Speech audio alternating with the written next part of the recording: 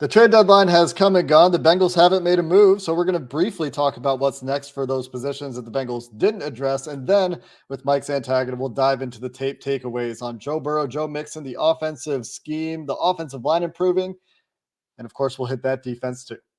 You are Locked On Bengals, your daily Cincinnati Bengals podcast, part of the Locked On Podcast Network, your team every day.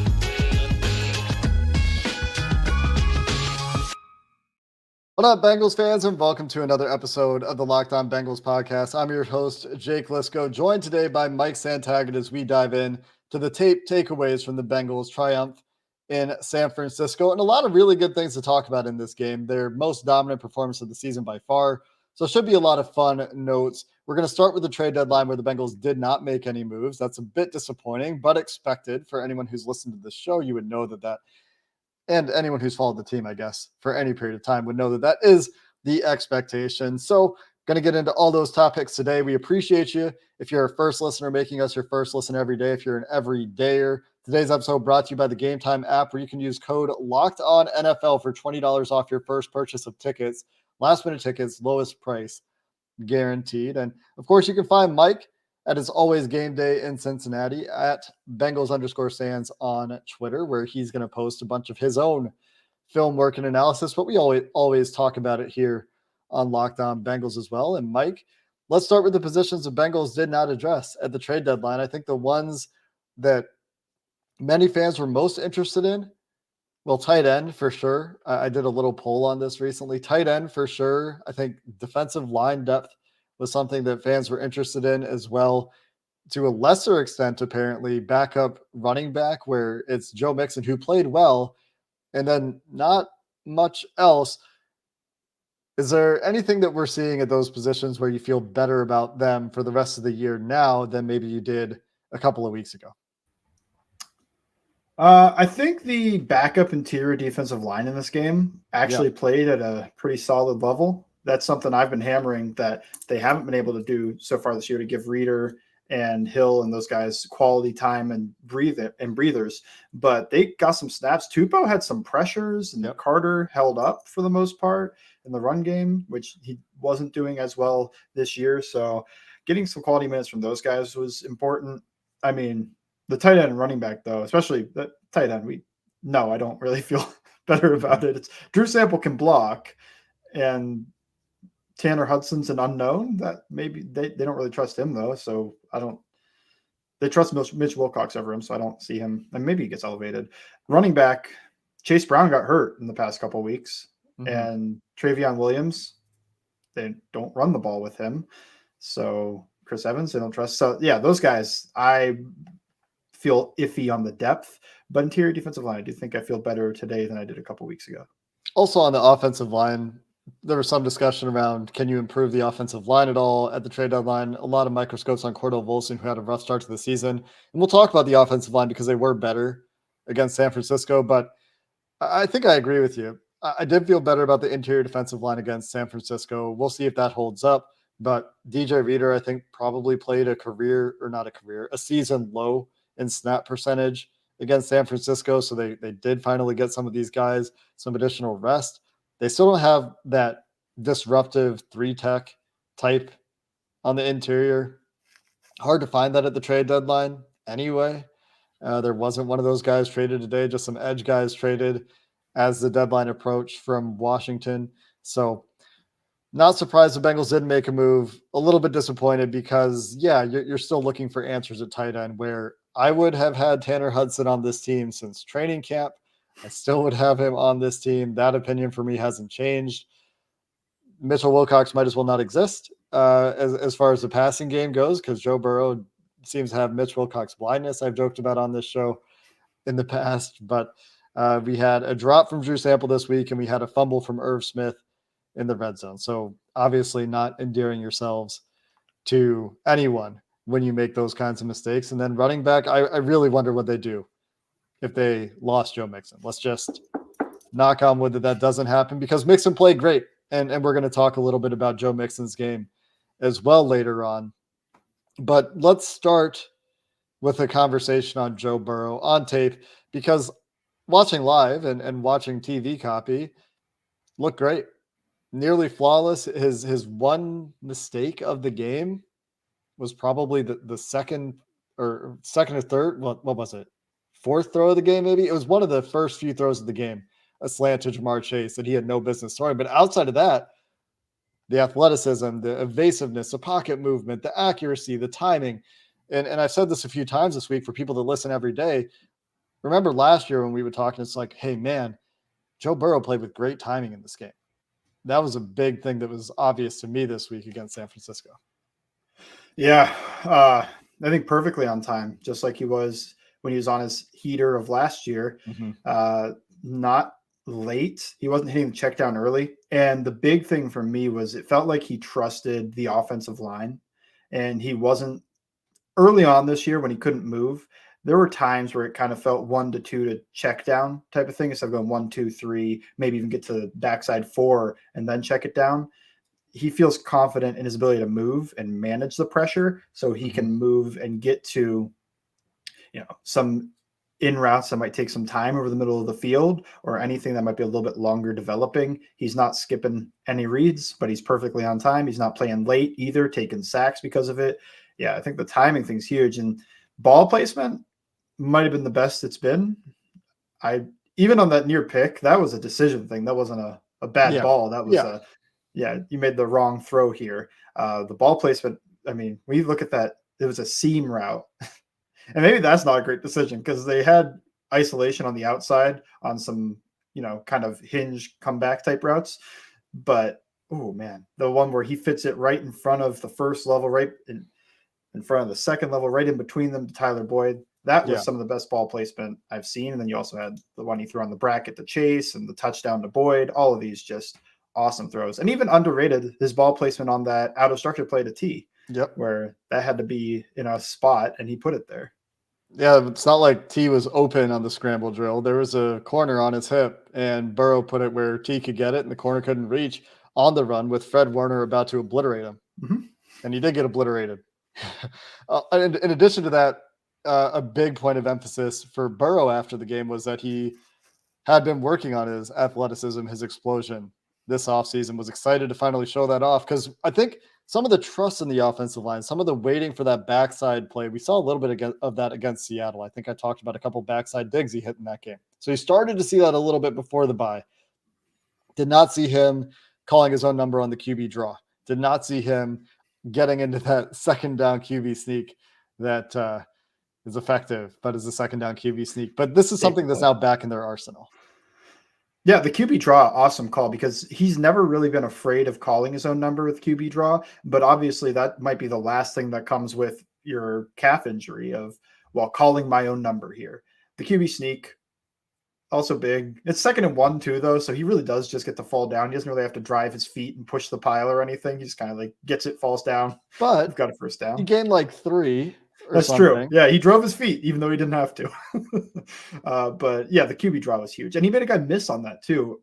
And that was planting and pushing off of his right leg, because he moves to his right and then pushes off of that to go back left on a juke that makes a Funga miss in the open field, and he's able to tumble forward for the first down. So I think that's also a big part of that. Is it feels like there's nothing holding him back with that right leg. The running was excellent the whole day. Hit a crossover on Nick Bosa behind the line, got him out of the gap that he wanted to run through. I think the athleticism was huge in this game. Overall, just look at the raw stats, the advanced stats. One of his best games. And this was definitely a statement against a great defense. And that's, I think, the important qualifier that you finish with, because San Francisco had been a good defense this year coming into this game. By far the most points, I believe. Definitely the most points they allowed in a game this season. And for an offense that hadn't put together a complete game, there's still some issues. We can talk about some things that we could see improved in terms of like schematically and sequencing, stuff like that. But the entire unit was playing well. You can finish up on Burrow if there are any other thoughts. We'll get to the offensive line as well. Some schematic things the Bengals did effectively against San Francisco, and Joe Mixon bouncing back after a couple of kind of down-ish weeks where he's still playing okay, but not as well as he had in the first four. Really nice game against the 49ers. We'll hit those topics as we stay on the offense coming up next.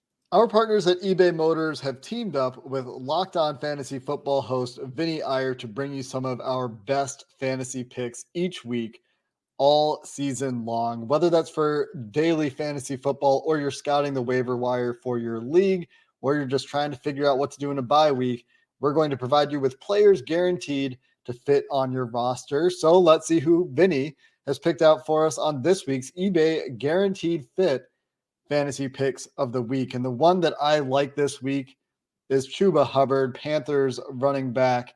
In week 8 against the Texans, despite Miles Sanders being available, Hubbard was the lead back, and he didn't really get going in that matchup. But against a softer run defense in the Indianapolis Colts this week, in a front that's been deteriorating, he should find some room to get going, and you should get some better results from that Panthers power running game. You can also have a bigger impact in the passing game to deliver as an all-round fantasy sleeper. Vinny Iyer from Locked On Fantasy Football is going to help you win your fantasy championship. And eBay Motors knows a championship team is about each player being a perfect fit. And of course, the same is true for your vehicle. With over 122 million parts for your number one ride or die, you can make sure that your ride stays running smoothly. Brake kits, LED headlights, roof rack, bumpers, whatever your vehicle needs, whatever you need to keep that thing going nice, eBay Motors has it. And with eBay's Guaranteed Fit, it's guaranteed to fit your ride the first time, every time, or your money back. Plus, at these prices, you're burning rubber and not cash. Keep your ride or die alive at ebaymotors.com. eBay's Guaranteed Fit only available to U.S. customers. Eligible items only. Exclusions apply. Mike, let's stay on the topic of this offense, wrapping up on Joe Burrow first. Safe to say he's back at 100%, playing at an extremely high level against a really good defense. Any other notes that you wanted to make sure you had on Burrow that you wanted to share before we go to offensive line and the approach to this game against the 49ers? No, I think we can move to the offensive line. All right. Well, Joe Burrow back in gear. That makes everything easier. One big part of that is how he is interacting with the offensive line. That's the timing part. And we talked about this a little bit on the show where like Orlando Brown's knocked for PFF for 8 or 9 or whatever pressures it was, but didn't really feel like that to me watching the game. Felt like the offensive line of the whole was really good. We're going to shout out Cordell Volson especially, but the entire offensive line I thought played well in this game. A number of perfectly blocked run plays, and part of that is the approach in the run game early. Saw a lot of under center early. What were your takeaways watching this offensive line? Because a couple of weeks ago, if you would have asked me about this game, I would have told you, man, I'm worried about those interior guys for San Francisco ruining the game on their own, not to even mention Bosa out there, but they handled it pretty well. Yeah, performance-wise, I thought everybody played a pretty solid game. I mean, Orlando Brown thing is, what do you chart as a pressure, and how much does it have to affect the quarterback type of situation? Because it really didn't affect the quarterback, but maybe you chart as pressure because he has a clean win eventually, maybe 2.5 seconds into the play. Mm-hmm. So I've always thought that with like charting, even though they're listed as objective stats, it does at some point it is subjective. Like, what is a pressure? You can look at the same play and two people might have a different response. But either way, I thought he did enough. And I think that's important, is that he stayed in front. He lost slowly. He didn't have any devastating quick losses like Myles Garrett seems to force, or Micah Parsons, or anybody like that. They did a good job of staying in front of him. And what they really did a good job on is handling the twists and stunts that San Francisco was trying to throw their way as well. That was something that big question for me going into the game. I didn't even know San Francisco was going to stunt that much. I thought they kind of just let those big dogs eat, but they were stunning a lot in that game. And the Bengals, I think, picked up almost all of them, at least got in front and were able to handle it a little bit. And I don't recall there being significant issues with like free runners this week. There was maybe one stunt that led to a sack where coming from the offense's right to middle, that they end up getting, who was it? Was that Gregory free on a 2-gap stunt? Can't Gregory. remember. I don't know. But Armstead had a few sacks, maybe. Armstead did have like one clean, but maybe that was Armstead that was coming around on the twist, because one of them I thought was a Kappa loss. One of them was a Kappa loss, but I thought two of them were. One of them was actually not a Kappa one-on-one issue. But by and large, what was really impressive to me about the offensive line was communication. I think, you mentioned you weren't expecting San Francisco to necessarily come in and run a bunch of games and stunts with their defensive line. And then they do, because it's on tape. It's on tape as a way to attack this Bengals offensive front. And now maybe teams, unless that's what they major in, and maybe that's part of it, start to shy away from that a little bit, because the Bengals communicated much better this week. They had much better protection rules and didn't have protection busts as far as I could tell this week. And compared to the rest of the season, that's a very encouraging step in the right direction. Yeah. I mean, was this a underrated Frank Pollock revenge game against his former team? Not even coach, but player. So he had his guys ready. I felt like protection-wise, rules, communication, everything, it was all good. And then the run game too. They were a really good run blocking unit, other than extremely late in the game when they were trying to just, run 3 plays and get out of there. Yeah. And there aren't a whole lot of teams that can really run the ball to ice the clock in the NFL. The Bengals were actually pretty good at it last year. They were really good in that spot last year. Something that maybe is a finishing touch to get all the way back on offense is to be able to take that 4-minute, 6-minute drive to kill a game, something they did numerous times last year. But let's talk under center game a little bit too. We saw the return of the under center game. They started almost only passing the ball when they went under center, end up running the ball from under center a lot more than passing by the end of the game. Some of that is just late game stuff, but they got away from it a little bit late in the game. The play action stuff out of under center, which seems like a tool that they really should be utilizing in their toolkit. Would like to see that sustained a little bit more, sprinkled in outside of the scripted drives. So what were your thoughts schematically with the under center part of the game plan? I was a little bit worried heading into it, knowing that they're going to do a little more under center, and thinking, well, are they just going to get under center, run wide zone, and not have any play action answers off of this? But what they were running was they ran a lot of gap stuff, and they ran some crack toss stuff in there. They weren't just trying to hammer wide zone. They ran some lead zone, which is a little bit different, where you get a fullback, Drew Sample, in that spot and try to work it that way. And then the play action stuff was huge. They ran a jet sweep under center too. But yeah, the play action stuff was, I wasn't sure if they were going to do it because it wasn't effective last year, but they made some type of tweak, or Joe Burrow improved his ability to play under center and throw the ball from under center. And it worked beautifully. I mean, early on, I loved the under center play action stuff. They, like you said, kind of got away from it. And when they started going under center later in the game, it was just to run the ball. And that's also why I think it became a little bit of they went under center trying to run that 4-minute, and San Francisco at that point was kind of like teeing off on the run game. I liked it. I like the under center adjustment. That's all. It's a way to try to get defenses to really honor the run game, especially early on. Although we'll see if these play action plays keep working so well, if defenses are going to be more willing to just kind of treat it almost like their shotgun run game of like, yeah, that's going to be 5 yards. We'll give that up. But they were hitting explosives in the run game this week. So that does make it a little bit harder with I think 3 10+ yard runs from Mixon. He also had a 20+ yard run. Even Joe Burrow on the draw had a 20+ yard run. Making teams account for Burrow as a runner obviously helps. They're not going to treat him like Lamar Jackson. They're not going to treat him like Jalen Hurts, like an option quarterback. But if they have to account for him as a runner at all, that can be a weapon. And the way they're running play action this year, I think, is much more involved than what we saw from them last year. Even in the shotgun a couple of times before Burrow could really move, and the pistol, you're getting the deliberate play fakes where Burrow is selling the deception a little bit harder. I think that their offensive line movement in some of these play fakes is a little bit more compelling to defenses. And so I think that's part of what's making play action much more successful for them this year. And it is something that for Joe Burrow, he is playing better in the play action game than he's ever played in his career. You go look at the numbers on that one, and maybe I'll tweet him out when I have time to get them together. His play action efficiency much better this year. You got to talk about Joe Mixon a little bit as well. And you wanted to mention a smart game planning decision as to how the Bengals were attacking the 49ers. We also have to get to the defense, where big play is still a topic of conversation, but still some things that I think Lou Anarumo is doing well that we can talk about on that side of the ball. We'll finish the show with those two topics coming up next. This episode of Locked On Bengals is brought to you by Gametime, who knows that buying tickets should not be stressful, should not be difficult. It should be easy. It should be straightforward. You should have peace of mind. Gametime checks all those boxes. So whether it's for a Bengals game, Bengals, Bills, Sunday Night Football, or an event near you, be it music, theater, or more, Gametime has you covered with a best price guarantee. They'll match prices and refund you up to 110% of the difference.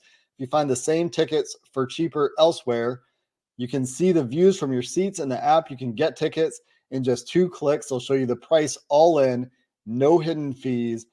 That's why I love Gametime. It makes it quick, it makes it simple, gives you peace of mind. Check it out, Gametime app. Use our code. You'll get $20 off your first purchase. It's Locked On NFL. $20 off your first purchase. Terms do apply. Again, create an account and redeem code Locked On NFL. LOCKEDON NFL for $20 off. Download Gametime today. Last minute tickets, lowest price guaranteed. Did want to throw in one last thought here on the play action stuff before we go to Mixon, just because I did look at the numbers.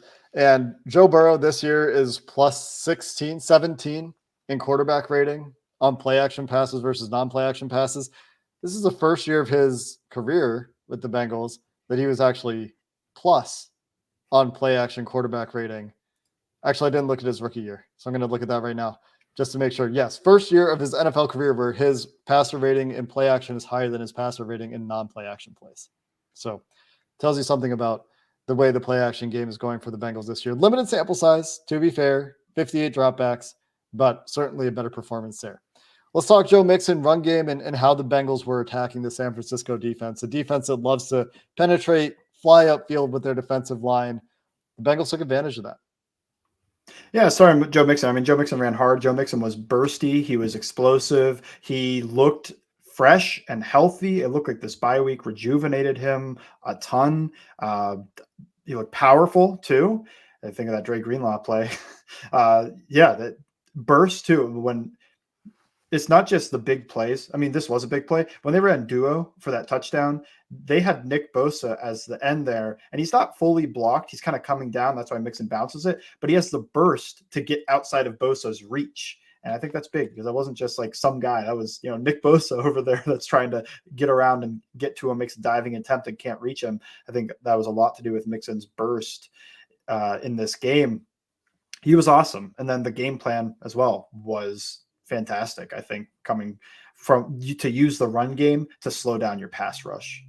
I think a big difference in the run game this year to last year, where Mixon was efficient last year, but they didn't have that explosive element in the run game at all. It's not like they've been an incredibly explosive team per se, but Joe Mixon already at 11 carries this year for 10 plus yards, which is tied for 7th in the NFL. You compare that to his entire year last year of 21. It's a bit of a better pace, only 7 games into a 17-game season. So more than double that number to get to the season-long pace. So the breakaway element to Joe Mixon's game, I think, is more present this year. He even has two 15-plus yard runs this year, which doesn't rank as highly, but this is just an element that had been missing for the Bengals last year in the run game. A little bit more of that this year. Something that will help them try to keep defenses honest, especially if they do try to go play action more, run the more involved fakes and make defenders commit more to the box. Let's shift gears, talk defense. There were still some big plays, quite a few big plays, in fact. And the reason that San Francisco was in the game because they were able to generate explosives despite having some protection issues late, despite having the multiple turnovers. What's going on with the big plays? So in this game particularly, it felt to me like the Bengals kind of changed stripes a little bit. I mean, they still were their 5-2-3-4 base, and you could see the tent poles of the defense, but they kind of played fast, which is what the Vikings do with all their blitzing and Brian Flores. It's what the Browns do with Jim Schwartz, and those two teams did a great job against the 49ers. So instead of kind of slow playing, two gapping, gap and a half, and trying to make stops that way, they kind of played fast, and they brought some heat. They brought some more blitzes than normal. They tried to stunt a little bit more often. It just felt like they wanted to get some more penetration in this game and work that way rather than just relying on being extremely sound in the run game. They got five tackles for a loss? I think that might be including sacks, had the number, but yeah, so they had 3 tackles for a loss and 2 sacks, but 3 tackles for a loss, and those came off of blitzes from Mike Hilton. It was great in this game. Yeah, fantastic in this game. But in general, like when you're playing fast, that seems to have a positive effect against this Shanahan offense where they're running a lot of wide zone. They run everything, really, but it feels like penetration kind of kills what they want to do. And Anarumo took what the Browns did a little bit and what the Vikings did a little bit and tried to use that on early downs, because more than any team, it's important to get the 49ers off schedule.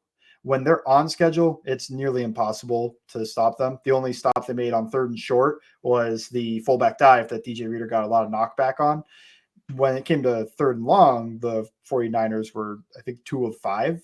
And I'd live with that. One of those was a big scramble, and the other one was a draw play to Christian McCaffrey right before halftime.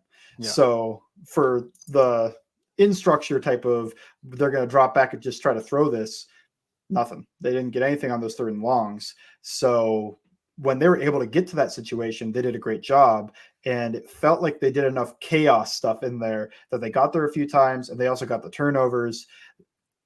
Overall, I don't think I'm overly concerned about the defense because of this game, but the big plays are still there. And what does concern me a bit would be when Purdy went out of structure. I think he did a ton out of structure, whether it was scrambling to his right, and this wasn't an explosive play, but scrambling to his right and throwing all the way across the field and his body to George Kittle, like nobody's there.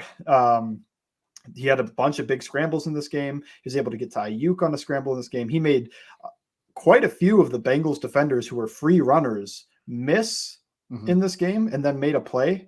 And that can't happen, especially with Brock Purdy, when you face quarterbacks this week and the rest of the season who are a bit more mobile and dynamic than him. You have to be able to make a play when you're the free runner to get a stop there. I know it's going to happen once in a while that they're going to get you, but Jordan Battle got and Camp Sample got, and this could have been a better performance if they were able to keep a hold of the quarterback, keep contained. I also felt a lot of the time they kind of mush rushed, but they also didn't treat Purdy like he was Lamar Jackson or even Patrick Mahomes. They did allow Hendrickson and those guys to kind of try to, hey, win around the outside on this one. That's fine. Just go get pressure.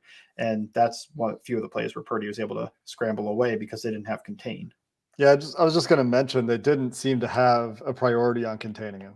They were trying to get after him. There were a couple times that he escaped when they should have had sacks, as you pointed out, but there's a different approach for Brock Purdy, who maybe next time they face him, they change that approach a little bit, because he did show more athleticism than I expected from him. He outran Sam Hubbard, which, maybe not the most difficult task in the NFL, but Hubbard had a decent shot at him and Purdy just beat him to the corner. Maybe next time they play San Francisco, have a little bit more of a contained plan. And you're going to see that be different for a team that, well, maybe most of the teams they play in the near future. Certainly for Buffalo, for Kansas City, both of those teams they have a priority on contain, and also for the rematch against Baltimore. These are all games where contain is going to be more of a priority. But I thought in the design running game, the Bengals did play it pretty well. The backup D-line did play better. That's something that is encouraging. We talked about that earlier in the show. And you still got Trey Hendrickson there to clean things up at the end of the game and finish the game, which is something that he's been really good at for this team. Anything from the corners that you saw in this game? Because some people, I know, were concerned about the corners giving up explosives, but I didn't really feel like San Francisco was picking on the cornerbacks all that much. I know Ayuk got a couple, but it didn't feel like they were, one-on-one wins with corners. Yeah, I mean, Ayuk got a couple wins. That happens. He's a good receiver. He'll do that. George Kittle, that wasn't against the corners. That was a little bit against linebackers and safeties, but also a little bit against, the Bengals were disguising a lot. And when you disguise and then drop out of it, make all these crazy rotations, sometimes that kind of, you shoot yourself in the foot. And now Jermaine Pratt is in a bad spot to be in the right spot to make a play on something. And they're able to get the ball to Kittle, who had a huge game. Nothing really from the corners. I thought they were pretty solid run defenders in this game, which is important. Last thing I had was just a quick stat was Chris McCaffrey had a 29% success rate in this game. And I don't know when the last time that would have happened for him. This is a team that's good running the ball. They have a good running game. Chris McCaffrey's a good player, and he got his. He did score 2 touchdowns. One of the Brock Purdy throwing across his body, rolling to the right, back over the middle of the field. Probably don't want those plays if you're Lou Anarumo, but I do think they had a good game plan against the run. And sometimes, you're playing with fire a little bit, changing the picture, like you mentioned. They get the Logan Wilson interception, or maybe it was the near pick where he doesn't actually catch it, where he drops out, nearly has the interception on the BJ Hill tip pass. And then you also get Jermaine Pratt trying to chase down George Kittle running up the seam, which can be pretty challenging.